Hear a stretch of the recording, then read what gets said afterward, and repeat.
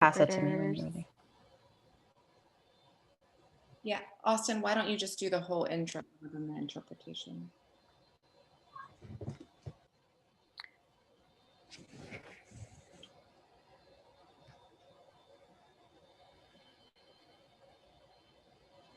All right. Hi, everybody. Thanks for joining us and thanks for waiting on us. We're getting the kinks worked out.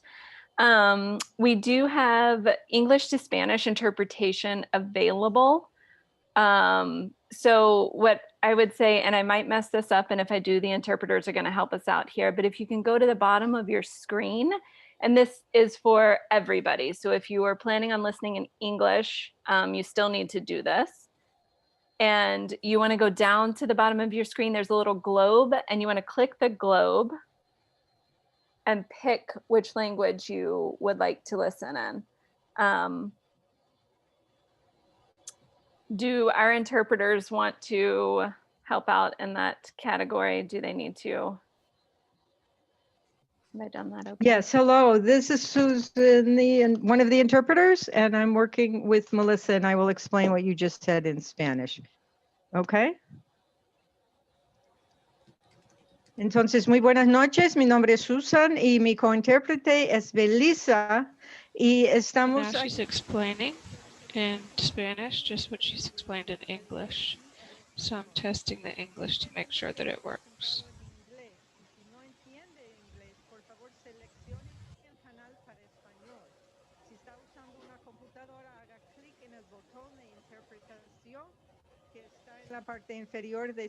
She's currently explaining the interpretation, so if you're just connecting to English, you should be able to hear me in English. She's going to explain the same thing in English in just a minute. There are some instructions as well in the chat. So if you want to, she's also saying if anybody wants to talk in Spanish, then they can talk in Spanish, and then the interpreter will be showing everything in English.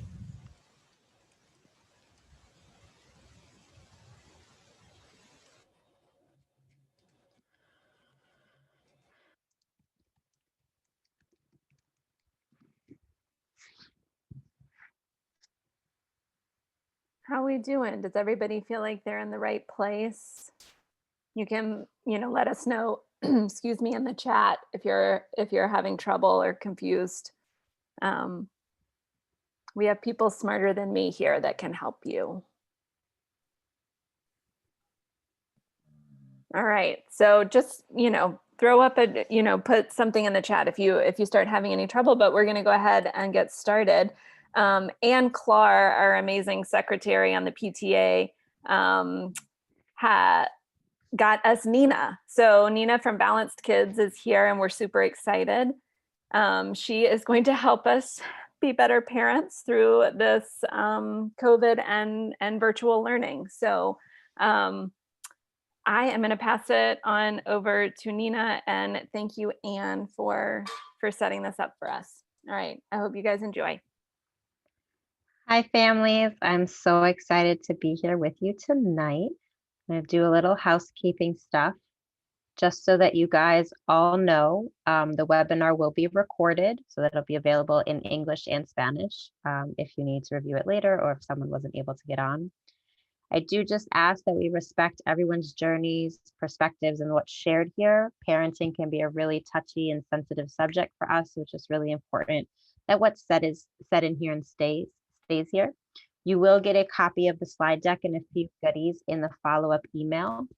And it's because we have a lot of different people, it's really helpful if you ask your questions in the chat box, and I'll be pausing periodically to check what's in the chat box. And just ask that you stay muted while others are speaking. So a little bit about me. My name is Nina Essel. I am the founder of Balanced Kids, which is a parent coaching and consulting business. I live in South Orange, New Jersey. I used to know Anne when she lived up in Jersey, but you guys got her now.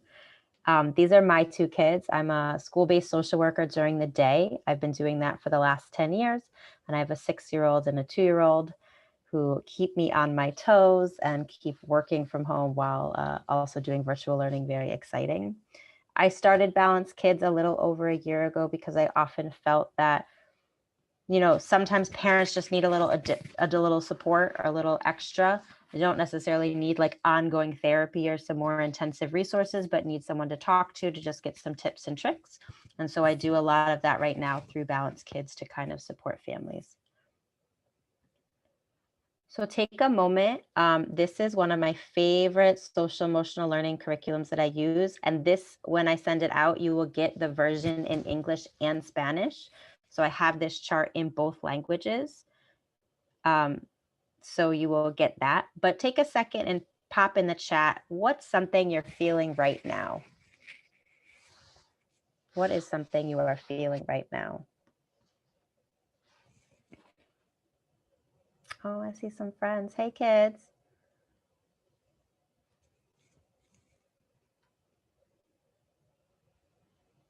Cranky, yep. Tired, blah. Curious, all right, I'll take that. Overwhelmed, absolutely.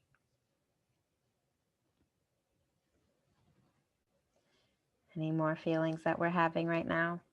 I see some friends that are super interested in the feelings chart, and I love it. Tapped out, yes. So I just think it's really important for us to hold space right now for all of the things that we're going through and feeling. This is an incredibly overwhelming time. It is very exhausting, stressful, and as parents, a lot of things are falling on us. Childcare is not available in the ways that it used to be. All the activities we would take our kids to on the weekend to burn off energy may not be available. We can't see our family in the same way that we might have before. We can't travel and take vacations. And a lot of the things that we used to do in order to like stay calm and reset ourselves are not available to us right now. And it's totally okay to have all of those feelings. It's totally okay to have a good day one day and an awful day the next day and kind of just be in a funk. This is a really, really difficult time. And it's really important that we take some time and take care of ourselves so that we can help our children and our families. So what are some of the things that we're going to talk about tonight? We're going to talk about finding a routine that works, different ways to bring feelings into your home, some strategies for dealing with challenging behavior, because if all of our kids just followed our directions the first time we said them and never argued with us, virtual learning would be amazing, but that's not how our kids are. So that is not what our experience is like right now. We're also going to talk about setting your day up for success, some alternative ways for seating and for breaks, and tips for addressing any issues as they come up. I will stop periodically after a couple of slides to check and ask for questions. So we'll definitely take questions throughout the presentation, and you will get a copy of the slide deck. So don't worry about trying to snap all the pictures and do all that. I see a couple of you with your phones in the cameras. It's totally fine. I will send you the slide deck so that you have that as well. So we're first going to talk about finding routines that work. And what's most important with a routine is that you're consistent with it. It doesn't matter necessarily what kind of routine you have, because every family is different, every child is different, we all need different things. But what's most important is that you don't do something one week and then totally flip it the next week, and then the week after that is like something totally different. You want to try to have consistency because it helps children know what to expect. Predictability reduces anxiety, it reduces the unknown.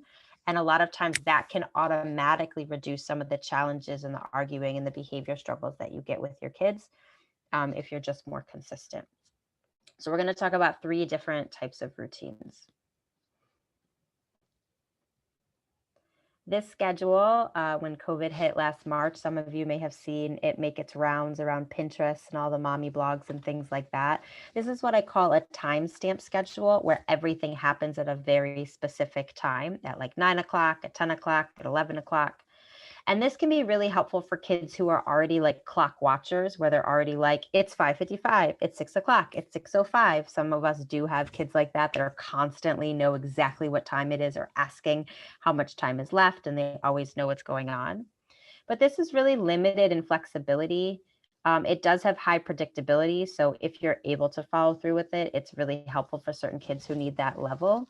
But for other kids, it can be really hard to maintain and keep up with as families. This is not necessarily the schedule that will work for all families, but a lot of times when we think about making a schedule, this is what families think of. But this can be really, really hard to maintain. So a different option that you could think about is making a checklist for the day. Some families, it's like, here's the 5 things you have to get done today. I don't really care what time of day they happen in. I don't mind if you walk the dog in the morning or the afternoon. I don't really care when you practice your instrument or go outside or do whatever the other things are you have. They just all have to get done today. So sometimes you can make a checklist of activities for your kid, and then they're responsible, or you kind of think with them through the day. What are we going to do now? What are we going to do later? But they pick the order.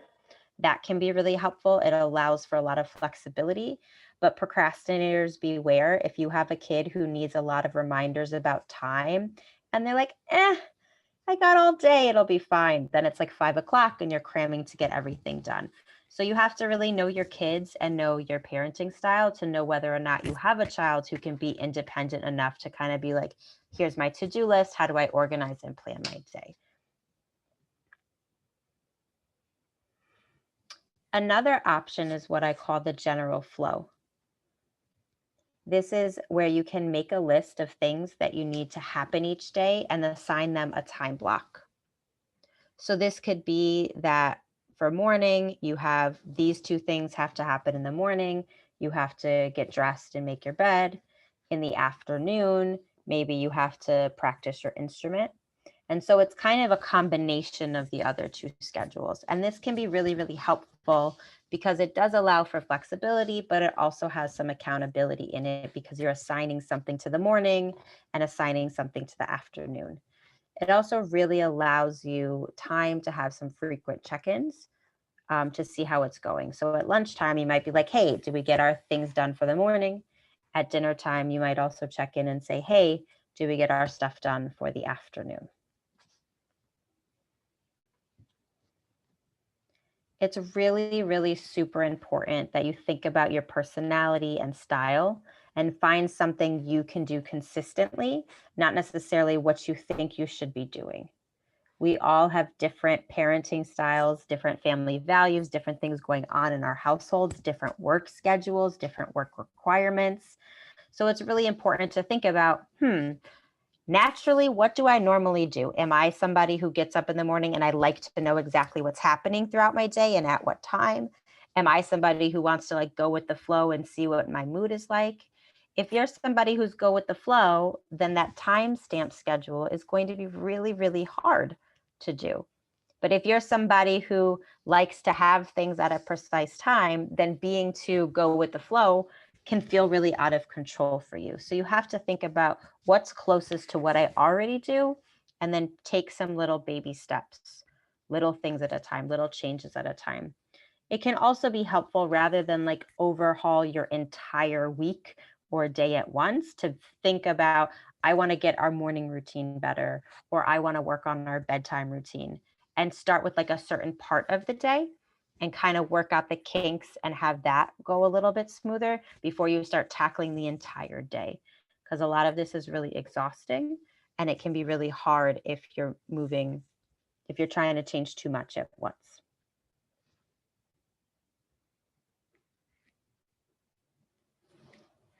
One of my favorite activities to do with the families is called a Post-it note sort. I think it's really important right now for us to really allow our children's voice to be heard in our family, and they love to do things with Post-it notes. They think they're fun and colorful and creative. And so this is an opportunity for you to brain dump. For every Post-it note, you write down one activity, and then you sort them into 3 different categories. Sort them into non-negotiables. These are things that absolutely must happen.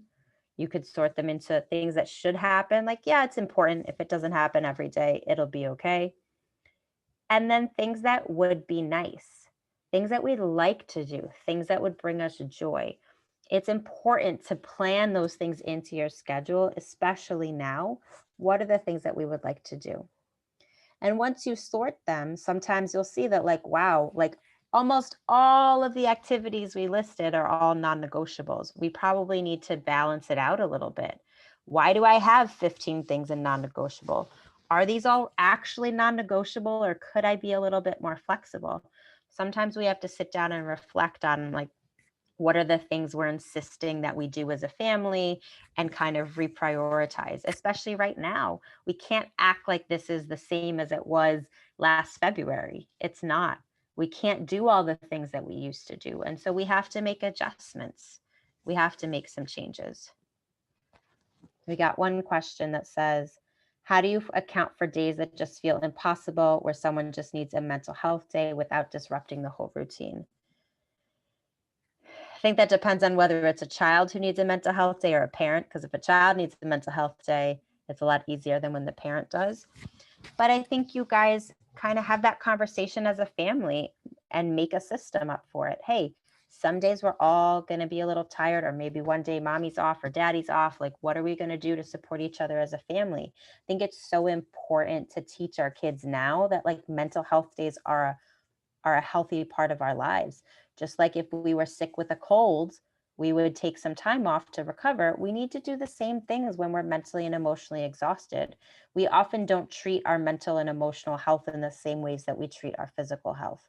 And I think it can be a really great way for you to model for your kids how to be mentally and emotionally healthy by taking time for yourself sometimes, or taking some time off, reducing expectations, being like, hey, today's not the day where I'm going to be really productive, and that's okay. I'm going to try, I'll do better tomorrow. Or maybe I need a nap for a little bit and I'll feel better after I do that. It's okay to take time for yourself. Any other questions about routines? Anything you guys want to share about routines?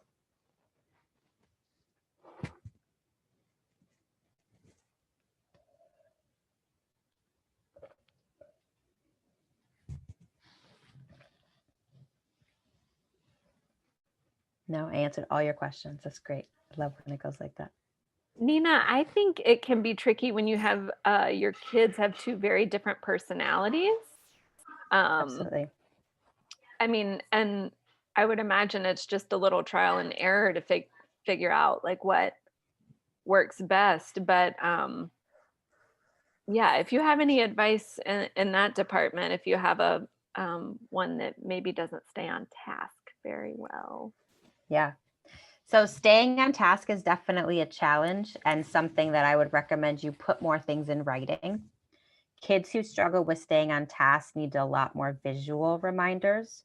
So having like a checklist of what their morning routine is, having a checklist on, like, before you get ready for school, get your notebook, get your pencils, like whatever the supplies are, and having them posted in places. And for kids who can't read, you can put the word and then also like do a Google image search. So you could put a notebook or a pencil or a toothbrush so you can have the pictures next to it. But having that visual representation a lot of times is very helpful. Also, for kids who struggle to stay on task, you really want to break things down into like two-step directions. Like, you can't expect a child to do like 3 or 4 multi-step things. So you have to be like, do this, then do this. And then you check back in with them.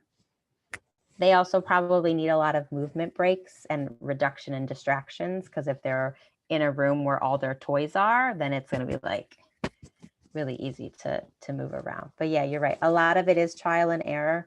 A lot of it is also what worked last spring is not going to work now that we're doing this 6-7 months in. So I'm hoping tonight you guys will leave here with a lot of different tools to kind of try and test out and bring forth with your family. Any other questions about schedules or routines?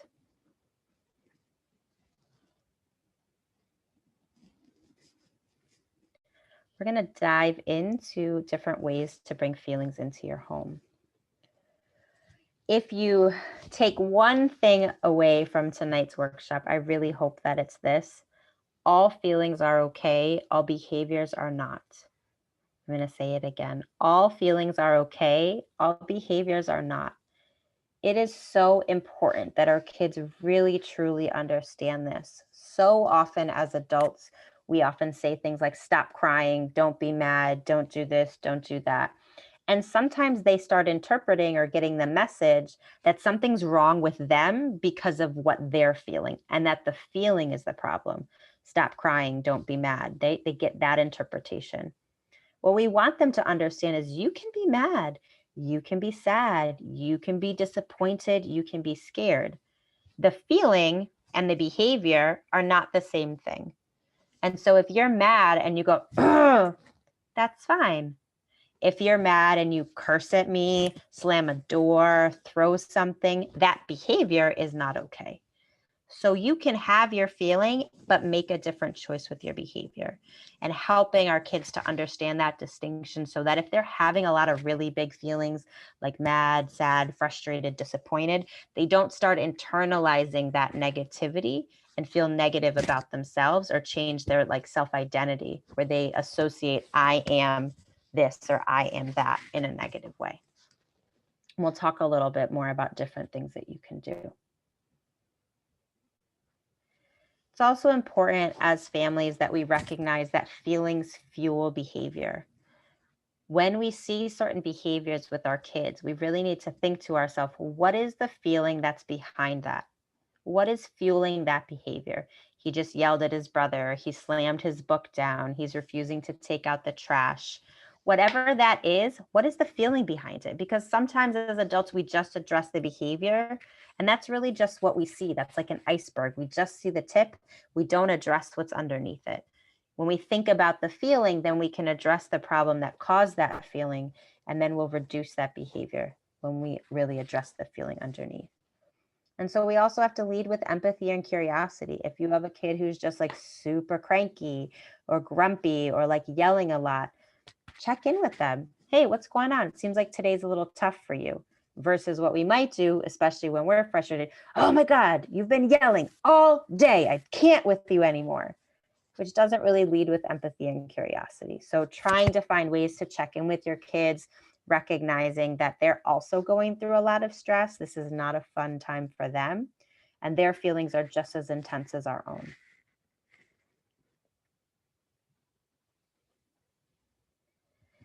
We also have a lot of different ways to use this feelings chart. And like I said, I'll make sure that you guys also get the Spanish version of this so that you can use it in your homes. It's been interpreted in like 20 different languages, but I do have the Spanish version. And so I love to use the feelings chart because Kimochis also come like this. They're actual like little feelings pillows as brave.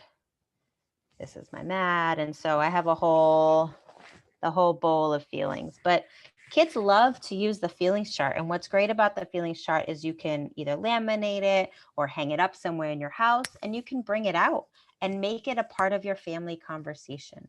We talk about things with our kids all the time, but we tend to only talk about feelings when things aren't going well. We don't have intentional conversations about feelings. We might say like, oh, I'm so happy today, or oh, I'm mad about this, but we don't like, what's a feeling you had today? What was a fun feeling you had today? What was a hard feeling you had today? We don't have those like teaching conversations that we might do when we're trying to teach our kids how to read, or talking to our kids about math or sports or practicing an instrument, or all of these other things that we value that we want to teach our kids about. We don't have intentional conversations with our kids about feelings. And for a lot of us, it's because we weren't raised that way. We weren't raised to have conversations about our feelings. We were expected to manage our feelings or deal with our feelings, but not necessarily always show or talk about them. So with the feelings chart, there's just a lot of different questions you can ask, and kids just love to use it, and they'll find their own ways to use it. So you could ask like, what's a feeling you enjoyed having today? You could do this at mealtime. Everybody goes around and shares a feeling that they enjoyed having today. You could also ask, what's a hard to have feeling you had today? Go around the table and everybody shares what was a hard feeling that they had today. Kids also love playing feeling charades.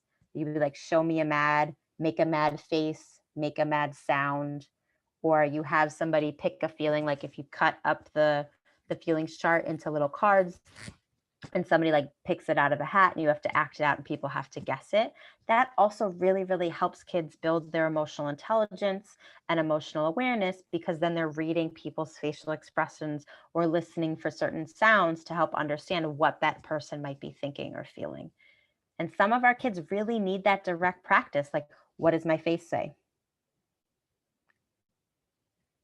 Like changing your facial expression and helping them connect what my eyes, my mouth, my whole face looks like and what feeling that might be. Can also at meal or bedtime pick a feeling, any feeling, and talk about it. Let's say we picked excited. What makes you feel excited? What did you do with that feeling when you had that feeling, right? So you can kind of talk about like, what's a feeling you had today? What's a feeling you're going to have tomorrow? It's also helpful to plan for feelings. What's a feeling you would like to have tomorrow? And what can we do to make that happen? Especially during these really challenging times, we have to be intentional about planning for joy and building joy and fun and connection into our lives. And it also helps our kids see that like there are some things that we have control over. Ask your kid, what's a feeling you would like to have tomorrow? And then what could we do to make that happen? I want to play with Play-Doh. I want to go for a bike ride. I want to play this. I want to do that. I want to have ice cream after dinner. It doesn't have to be like a big thing that costs lots of money. Maybe it's like, I really want to watch this movie with you. I want to bake a treat. Like, look for things that, you know, are not big, expensive things, but things that you could just do to like build connection with each other. Any questions around different ways you could use the feelings chart?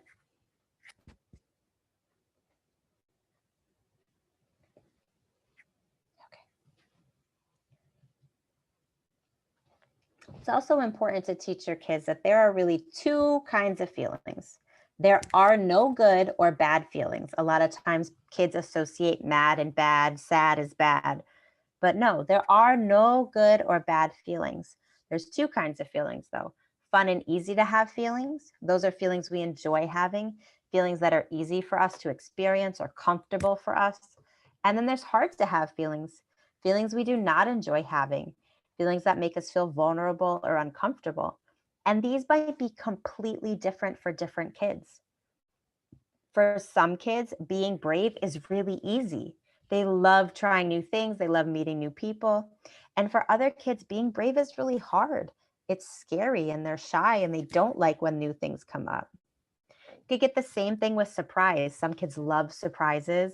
They think it's like the best thing ever. And some kids really don't like surprises. They don't like things that they can't tell are going to happen.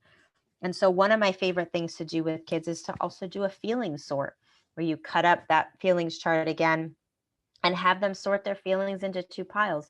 What's a fun and easy to have feeling, a feeling you like having, and what's a hard to have feeling, a feeling you don't like having. Sometimes we miss out on really, really important conversations with our kids or learning opportunities to learn about how they think and feel as people because we're just not asking the right questions. And I promise you, if you do the feeling sort with your kids, you're going to learn so much about them. Every single time I've gone into a family's home and done the feeling sort with the kid, the parent gets a lot of like really deep information about how their kid perceives and processes their feelings. All right, so what are some helpful ways to talk about feelings? It's really helpful to talk about feelings in terms of size. How big is your mad? How big is your sad? How big is your happy? How big is your loved? And use your hands to talk about things. Or you could say, does it fit in your hand? Is it bigger than my body? Is it bigger than this house? Is it bigger than a dinosaur? Bigger than a football field? You can use whatever their like favorite thing is that they're interested in. I don't know if they're interested in like Harry Potter or something like that. You can kind of use size comparisons from whatever their favorite entertainment is. But this really helps kids understand that feelings come and go in size and intensity. It also helps them learn that sometimes feelings don't go away. This is especially true right now and with grief and with loss. That sadness doesn't ever really disappear. You might always miss that person or miss the things you can't do anymore, but we can make it smaller and more manageable. We can bring in another feeling like silly. Sometimes silly helps make our sad a little smaller. and that can help us feel better. So it's not about, I have this feeling, I don't have this feeling.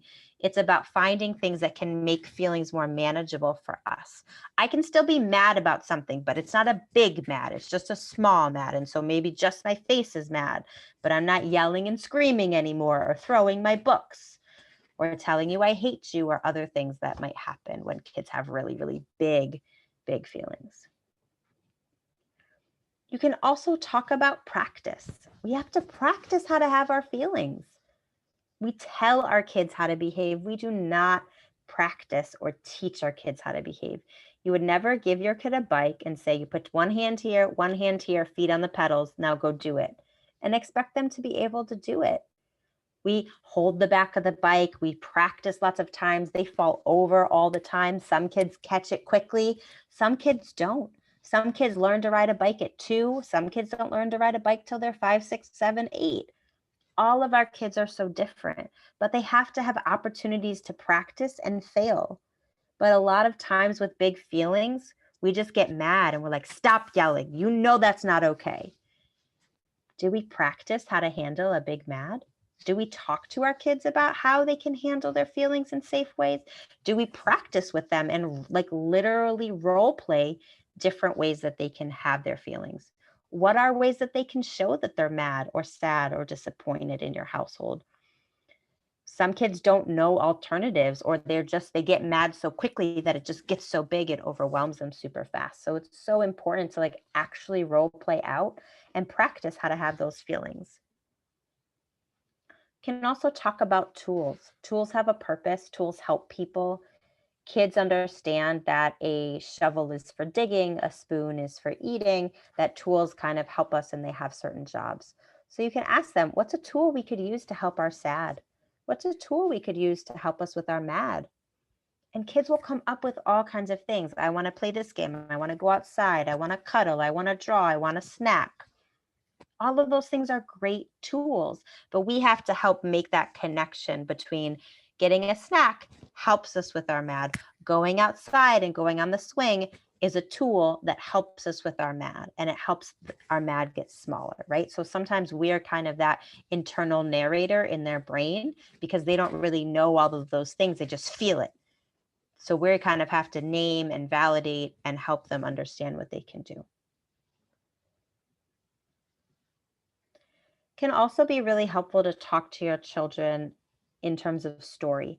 Kids just love stories. They love reading books. They learn so much from stories. I often use stories to talk about difficult topics like death or moving or having a new baby, any like big life changes. Kids just like learn through stories. So ask your kid to tell them a story about a feeling.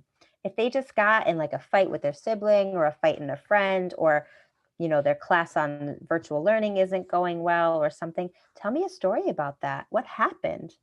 Sometimes you'll get much more detail from them when you talk to them as if it's a story than if you're just like, how was your day? To which my son says, I'm not going to tell you. So I'm sure no one's ever heard that before. Habits. So it's also really helpful to talk about habits. We have healthy habits for our bodies and our minds, right? We brush our teeth, we take a shower, we take a bath. Those are things that help us keep our body healthy, but we also have to have healthy habits for our hearts and for our minds. And so we practice and we build on these habits so that we know how to talk about our feelings and how to manage them in safe and healthy ways. These are healthy habits that we're building. And another one that's really, really important is mistakes and redos. We are a second chance family. We all need redos. I tell families all the time, I'm a licensed social worker. I work with other people's children all the time. I am a parenting coach. I still yell at my children. You are not going to leave tonight's workshop and be Daniel Tiger's mom for the rest of your life. I wish I could. I would be making lots of money, but that's just not reality. You are going to yell at your kids. You are going to get mad, frustrated, and you're going to need a redo as an adult. And it is so important that we model that for our kids and teach our kids that we need redos too. And that's okay. If I yell or scream or get upset, I can come back and be like, you know what? That was not my best self. I'm sorry. I'm going to try again. Sometimes our kids get so worried when they mess up that they can't fix it, or they can't come back, or they can't try again, that they just avoid. And that's not really a healthy life skill either. So just modeling for your kids that they need to redo. But be careful with this, or just be prepared, because if you teach your kids about a redo, and you start yelling at your partner, they're going to be like, Mom, it's not a talking voice, redo. So they will definitely start calling you out on it if it's not something that you're also living. But it's a great way to model for your kids. Like, Daddy needs a redo. Started using my fighting voice. And kind of take a deep breath and move on.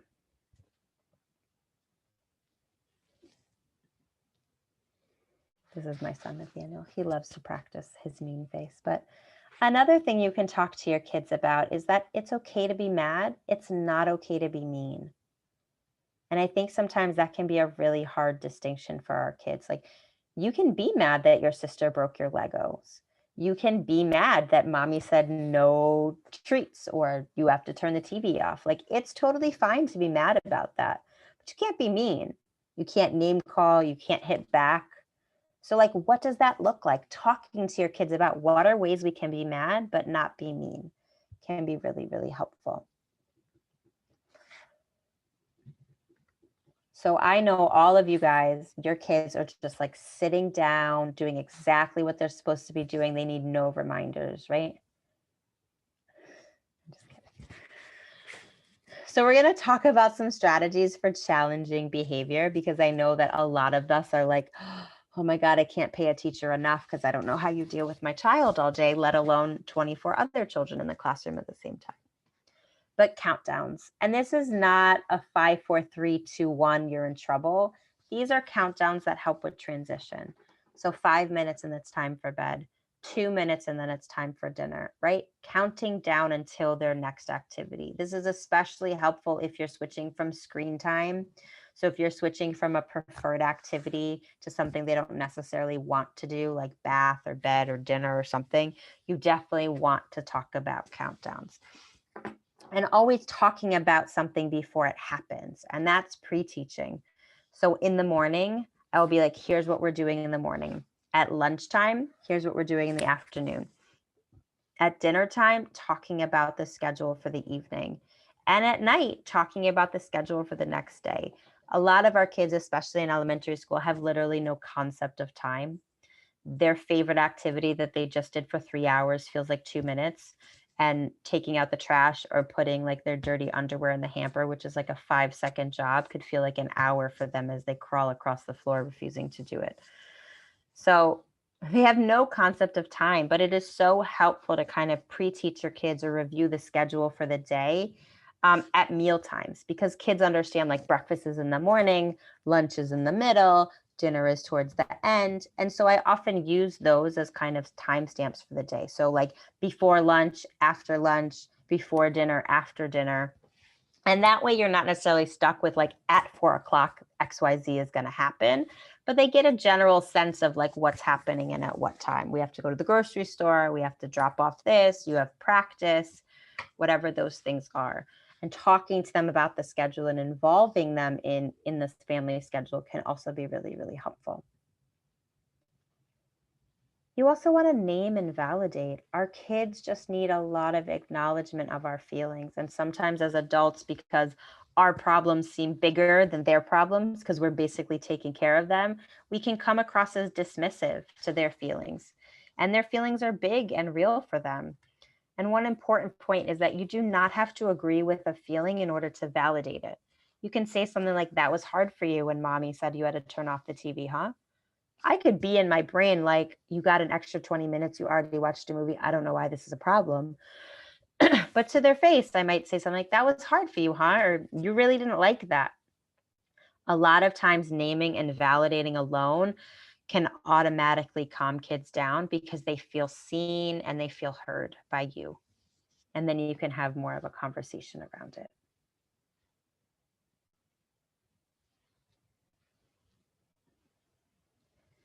Some other strategies, if you're really having a kid who's just like refusing to do a lot of things, then my favorite things are to use a when then or a first then statement.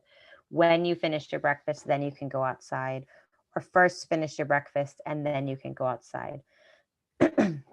A lot of times as parents, we end up doing, if you don't, then you won't, which is more of an ultimatum or a threat.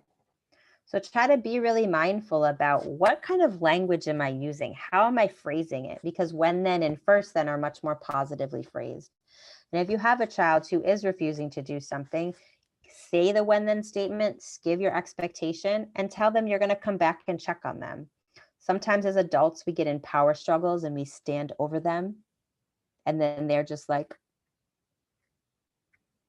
oh yeah, I can sit here for a while. And then all we're doing is butting heads. We're not calming them down and we're just stuck in a power battle. So it's much better for you to be like, listen, you got to put your shoes on.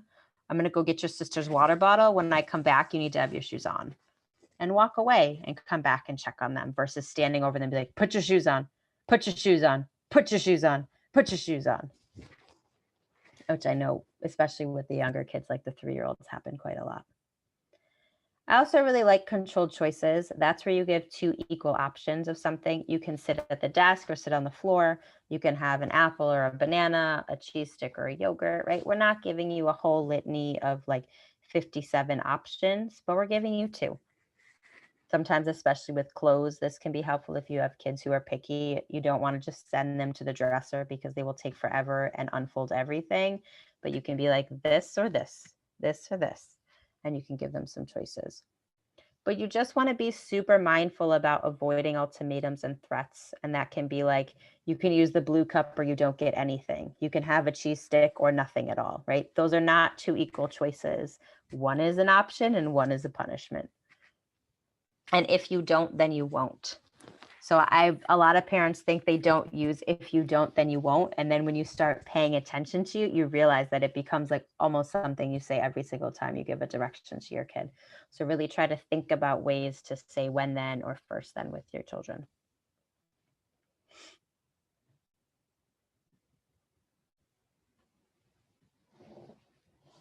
Some other strategies to think about with our kids is allowing space to de-escalate. A lot of classrooms have this set up at home, set up in the school, like a corner for kids to go and calm down in. But think about having that in your house, right? So much of our time right now is so stressful. We're all on top of each other. Siblings are spending more time together than ever before. Parents are spending more time with their children than they've spent in a really long time, with no end in sight. And so setting up a calming space in your house can be really helpful. I love to use things like a koosh ball or like a stuffed animal, a big comfy blanket. Some kids might want it to be like away and like in their room. Some kids might just like the family couch with the pet or the dog. But ask them like what they would like to have in it. Some kids also like oil diffusers, the scented ones that give like a certain fragrance to calm down, or there's like water timers that the kids can kind of flip, or like a rain stick. So you can kind of go through the senses, go through your 5 senses and think about, what do I want to hear? What do I want to smell, touch, see, and have some things in that space. They can have kind of like a calm down corner.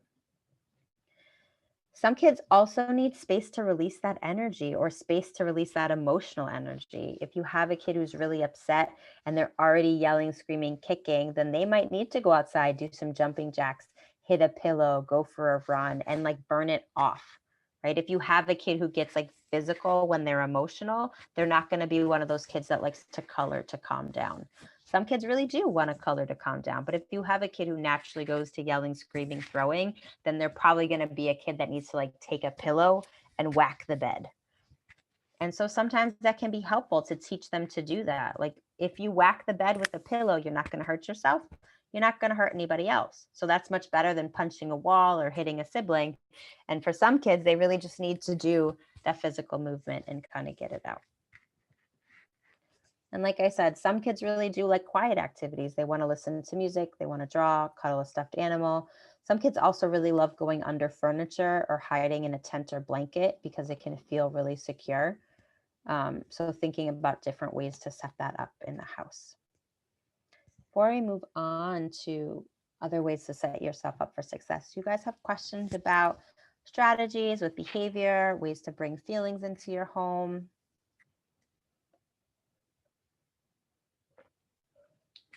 You can drop them in the chat.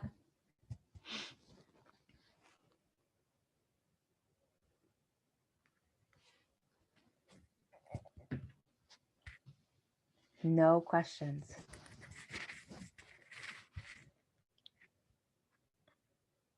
All right, I keep them moving. Oh, and the last thing, some kids like hugs when they have big feelings and some kids don't. So you just have to be super mindful about like, what does my child like? Some kids really need you to like rub their back to calm them down. And some kids are like, get away from me, don't be near me.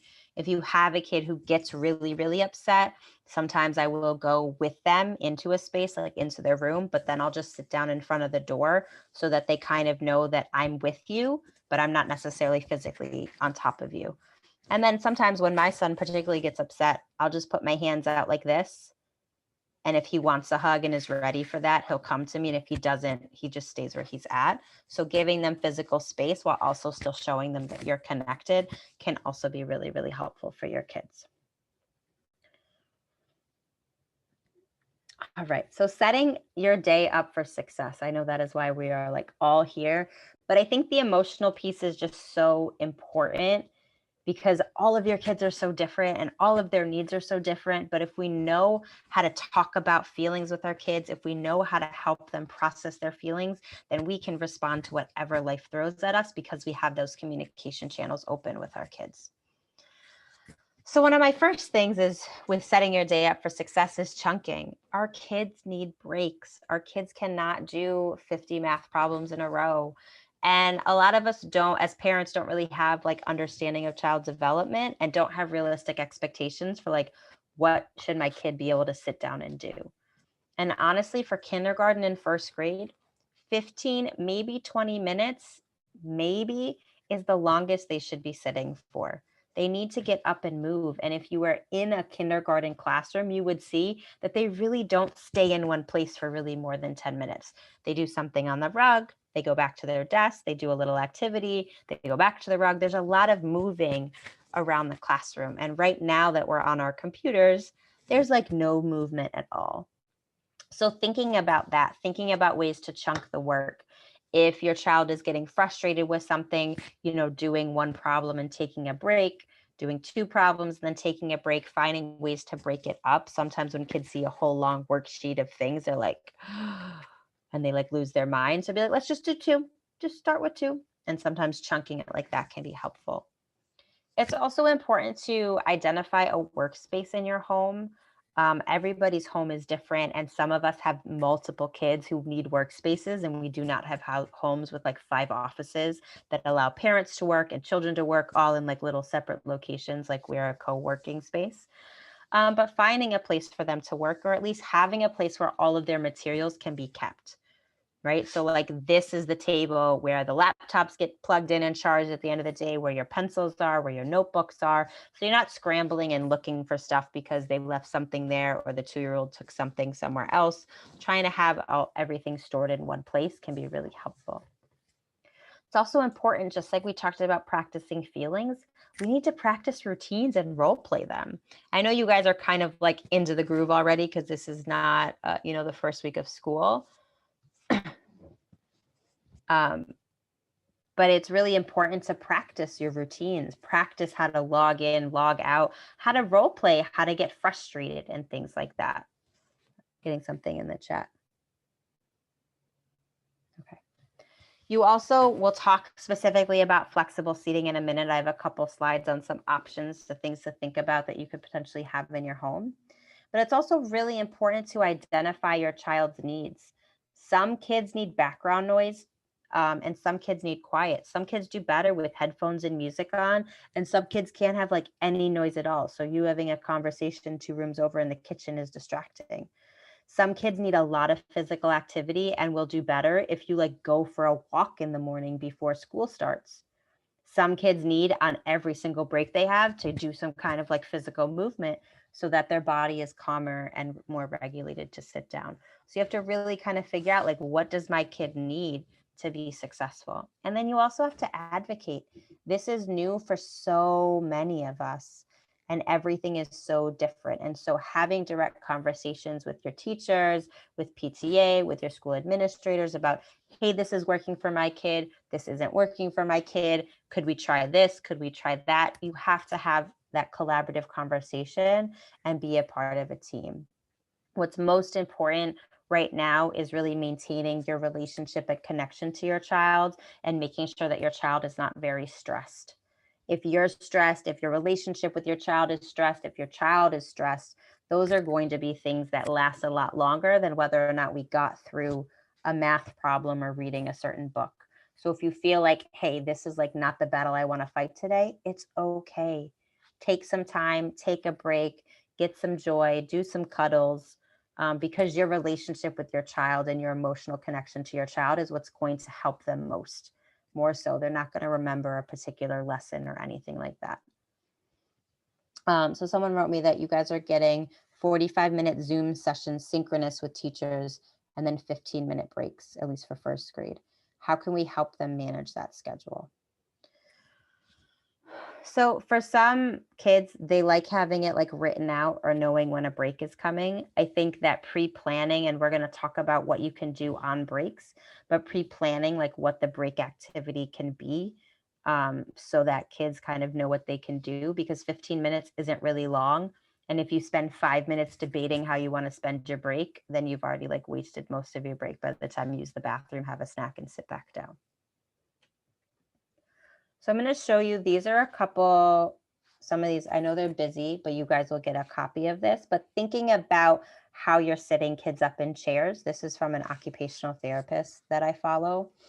So you can see over here on the left, right, his neck is like down. So they talked about putting the laptop up on a book so that the head stays aligned. You can also see in these other two chairs that kids need footstools if they can't reach the ground, because you want their feet to be able to be flat.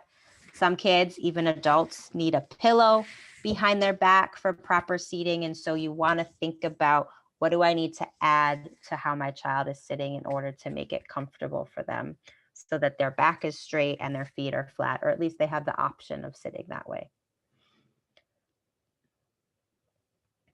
For some of our kids, we also need alternate positions. And this could be laying on their stomach, which is really, little kids really especially like this one. Or if you have like an ottoman or a small table, putting the laptop on that and allowing them to kneel at it. That's the picture in the middle, the child is kneeling.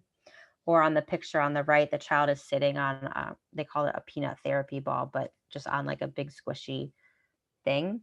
And then that way. And sometimes kids need to sit in different positions, or sometimes even moving chairs or sitting in a different chair can be helpful. So I wouldn't expect a child to like sit at the same desk the whole time. Some kids can do it, but some kids, you'll notice that every time they have a break, if we change positions, that's really, really helpful as well.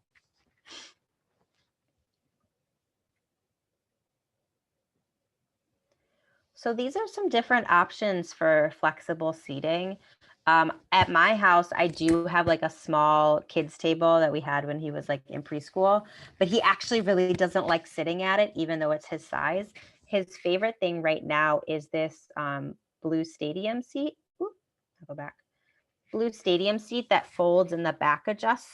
And then he has this little tray table that pulls over his lap. And so what he'll do is he can kneel, he can sit, he can put his legs out straight, he can sit like in a W, he can sit crisscross, he can kind of adjust how his legs are.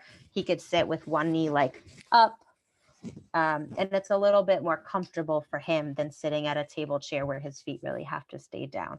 And that, honestly, I bought both of them off Amazon. I think the tray was like $10, and then they're called stadium seats, was maybe like $20. So it wasn't really expensive. And while I brought the table in here, he has really had no interest in the table from the first day. He wants to sit on the floor on the stadium seat all the time.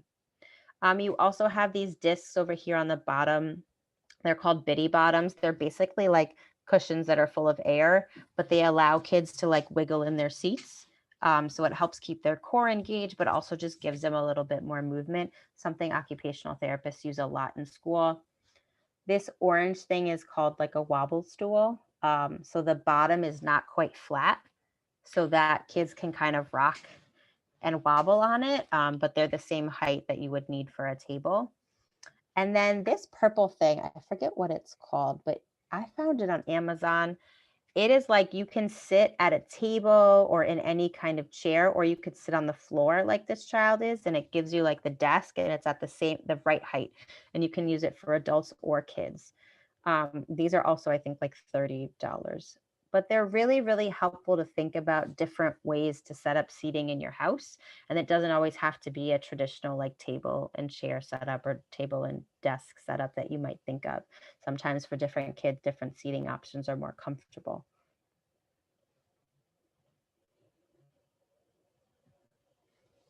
You can also think about fidgets.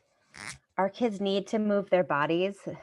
Virtual school is like the opposite of moving our bodies. They would be moving their bodies way more in a classroom than they are in virtual learning, because they could be turning around when a peer talks and turning back, getting to the carpet, going back to the table, working in groups, working by themselves. They would be moving around the classroom a lot. And so when you think of fidgets, you want to think about tactile stimulation. And that's so like, what can they do with their hands? It allows for movement of the body and sensory input to keep the child regulated. So some kids really do better. I know a lot of us as adults probably do this. When we like doodle in meetings, we're actually still focused and concentrating. And some kids really need to do that. Some adults really need to do that. We need to be doing something while listening in order to make sure our brain is ready to listen. Otherwise, we get distracted on something else. There's also weighted stuffed animals, which I love. They're like cute little stuffed animals, but they weigh like 2 pounds. So they're just like a little bit heavy that sometimes kids can like put on their lap or something like that. So it gives a little bit of pressure with the weight.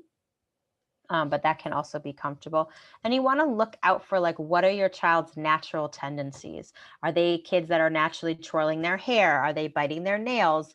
Are they like stretching? Are they slouching? Because not all fidgets are the same. And so if you have a kid who's like slouching and falling all over, then you might need to think about having better supports or a chair that's more comfortable for them. If you have a kid that's like biting or chewing on their pencils, then you might want to think about, there's like chewy necklaces or little toppers that go on pencils that are made from like food grade silicone that they can chew on instead of actually chewing the pencil and the eraser. I love koosh balls. I like them even more so than stress balls because kids can like bounce them. They can also like roll them. Sometimes they'll braid the little strings together. They can do a lot with them. There's also on this blue chair, there's these little chair bands. I don't know if you guys have seen these before, but they're basically like the resistance bands, but they're made to go around the feet of the chair. And so kids can like push them with their feet. They can kick them with their feet and pull them back. And so it's something that they can do with their feet. It doesn't require their eyes, that they can engage and move their bodies while they're sitting in a table. These little rainbow colored things, there's a marble inside. And so you kind of like push it back and forth and it's the fidget. This squiggly purple, blue, green thing is called a tangle. And so it's just something that the kids can kind of move or reshape. It's important to find things that are not visually stimulating, because if it's something they want to look at, then they're not going to be paying attention. So a lot of times with kids, I tell them these are tools, not toys. If we use them like toys, then we don't get to use them during school. We use them like a tool. And so that means they stay on our lap and they can't be in the camera. We're not going to be like, woo, look at my fidget. Woo, look at my fidget. It has to be something that kind of stays on your lap. And we practice how to use a tool. What's the right way to use a tool? When does it become more of a toy? What are we going to do if it becomes more of a toy? I'm kind of talking about that. Any questions about seating or fidgets or things that you can kind of incorporate to bring movement into remote instruction?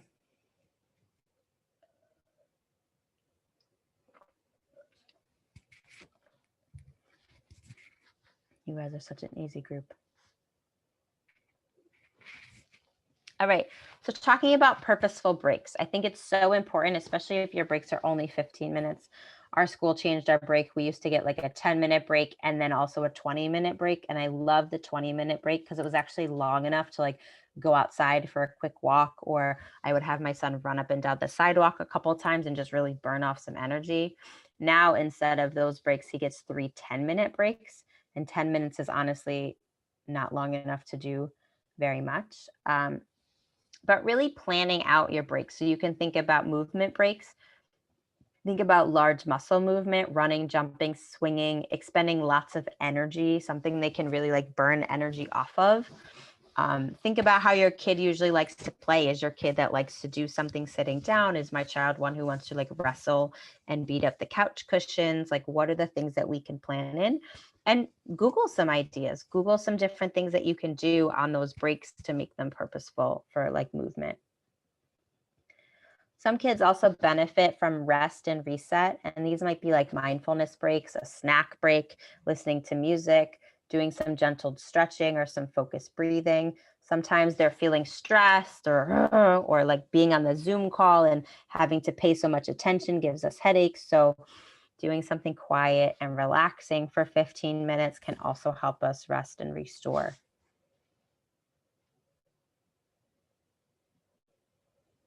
And you can also think about creative breaks. Some kids really like right now, school is not as creative as we might have liked because we're all on a computer.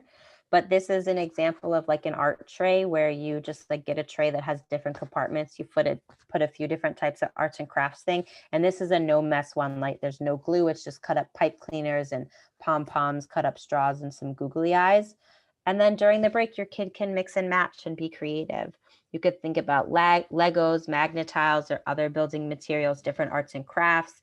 Not something that requires a lot of setup and takedown, so probably not paint, but Play-Doh's pretty easy. You can get out one thing of Play-Doh, roll a couple things out. But thinking about, again, the 3 types of breaks are a movement break, a rest break, or a creative break, and having kind of that information available for your kids and kind of plan them out. What kind of breaks do they want? Nina, I have a question. If I might. What do you do when the break becomes a struggle? Like when you're like, all right, we're going to go for a walk. And instead of being into it, even though yesterday a walk was a great idea and everyone was happy, today it's like the world's worst idea. Do you guys practice or talk about what your breaks are going to be before you actually do them? Yeah, I mean, we try to, but I mean, of course, we all have feelings that change throughout the day depending on what happens. But sometimes, like as the parent, you see, hey, you really need to move, or you really need to take a deep breath and have some relaxing time. But as the kid, they're like, no, absolutely not. I don't want to do that. So I think with this, we do want to follow their lead because we also want to help them learn how to navigate and process their emotions. That doesn't mean that they necessarily just get to do what they want. I think it's really helpful when we go back to the strategy of pre-teaching where it's like in the morning during breakfast, we're like, hey, here's some break options for the day. Which ones do you want to do? And kind of come to an agreement on things before they're expected to do it. Because a lot of times in the moment, kids just like to say no just for the sake of saying no or because they're in a funk. So kind of getting us to agree on things or giving some kind of controlled choices where it's like, hey, you need to move your body. Which one do you want to do? We could go for a walk. You could do this. And giving them an option can also be helpful. I think that if you're going to spend 10 minutes fighting over whether or not to take a walk, then it's probably not worth it. If your kid is just the kind of kid who like says no, but then it doesn't take too much energy to get out the door as long as you kind of insist on it. And then once they're out there, they're having fun, then it might be something that you're like, no, buddy, you need a walk. And then 2 minutes later, they're totally fine. But if you have a kid who kind of like throws a big meltdown over it, then I would probably come up with some other ideas. But then I would also go back to them later if your child is one of those childs who really does have big meltdowns and be like, hey, like I just really noticed today that it was a long day and I thought a walk would be really helpful, but it seemed like that was super hard for you. Like, what's up with that? I think using language like I noticed and what's up helps us have conversations with our kids without making them defensive versus being like, every single time I come and we offer to do a walk, you never want to do it and it turns into a fight. Why? Right? Which sounds much more accusatory than like, hey, I noticed when I talked about going for a walk today, that seemed really hard for you. What's up with that? And trying to talk to them about like, what was the issue? Maybe they're like, I don't know. I have no idea. I think I was just grumpy. Or maybe they're like, I really didn't want to go for a walk. You had told me we were going to read this story and I want to do that instead. Or maybe I was just so tired I wanted to lay down. So giving them an opportunity to talk about it later can also be really helpful. Does that answer your question? Yeah, thank you. You're welcome. Any other questions about breaks or managing breaks?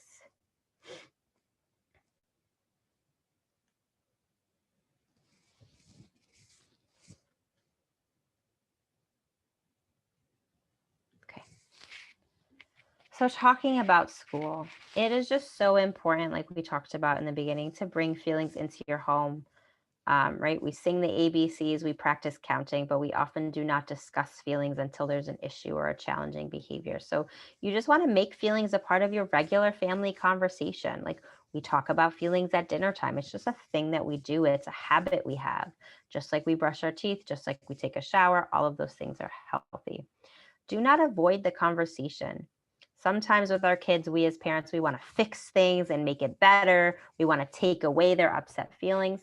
But this is also an opportunity for us to really help our children learn to cope with difficult feelings, which is such an important life skill.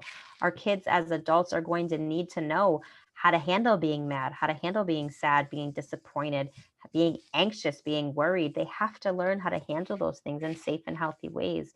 And so now's an opportunity for us to hold space for their feelings. I don't have the answer to that, bud. I'm sorry that you feel that way. That must be really hard. Do you want to talk about it? You can even ask them if they have an idea about what could help them feel better. Sometimes as adults, we're like, oh, I'm sorry you're mad. Let's do this. Let's do this. And maybe that's not really what the child would like. Sometimes we as adults just want to be allowed to have our feelings and not feel like we need to fix our feelings. And you might ask your kid, do you know what you're going to do about that? Do you want to talk about it? And they might be like, no, I think I got it. Great. Empower them to kind of take over and manage their feelings.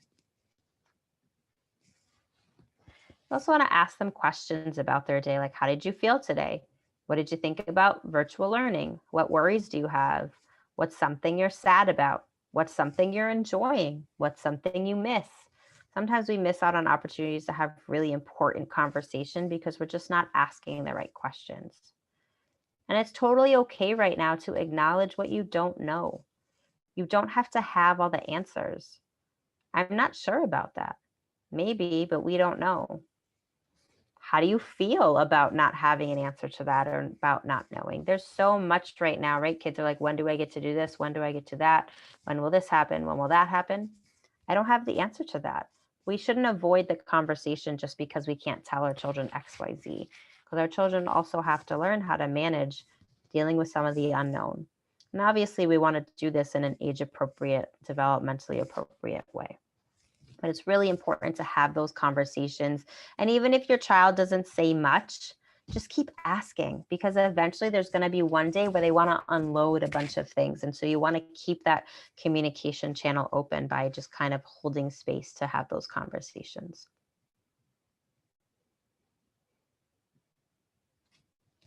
So tips for addressing problems. I think it's really helpful, like we just talked about, having holding space for feelings and being intentional about having these conversations to kind of build in a daily reflection into your family at meal times or at bedtimes. You could use the feelings chart that I'm going to send out, or you could do glows versus grows or roses and thorns, right? You can think about those things, and everyone goes around the table and shares something that went well today, something that was difficult today. Talking about what we can do to make tomorrow better. Like, oh, reading today was so difficult. What are something tomorrow we could try to make it better? And as adults, we really have to lead with empathy. Assume the best to check in. Assume the best about our kids. They are going to be cranky, especially if you have the older ones that are the preteens. They're going to be cranky. They're going to be ornery. They're going to be difficult, but assume the best and check in. And I love the language of, I noticed XYZ, what's up with that? And try to problem solve together.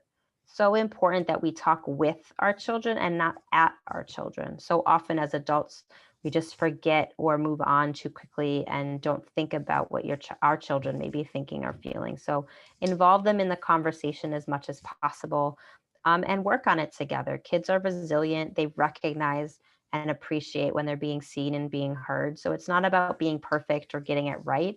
It's just about being on the journey together and collaborating together.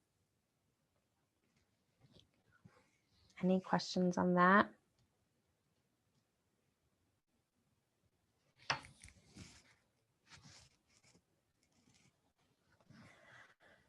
All right, guys. So that was the end. That was everything I had for you for tonight. Definitely, you can follow me on Instagram and Facebook. My company is Balance Kids. I do provide parent workshops, consultation, and also individualized coaching for families. Everything's over Zoom right now, so it doesn't matter that we're in 2 different states. I will be sending out a follow-up email. It probably won't come tomorrow just because I will want to make sure that I get it translated so you get the English and Spanish so that everybody who's attended tonight can fully access everything. And then I'll make sure to send out the resources that I have. So please let me know if you have any questions. I'm going to stick around for a few minutes in case there's anything that comes up.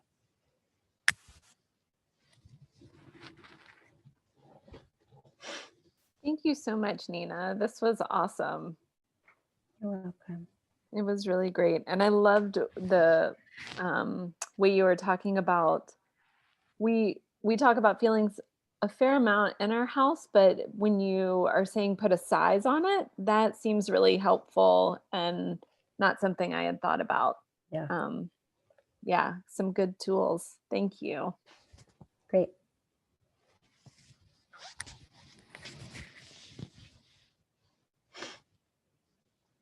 Any other questions? Anything else anybody wants to share?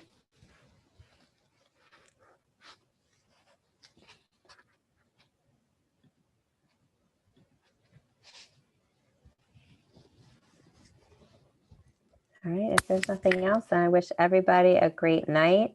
Keep me posted on how it goes. I'll be working with your PTA to get the follow-up email and the resources out. But if you have any questions in the meantime, my email's on the slide deck. Thanks so much, Nina. You're welcome. Have a good night, guys.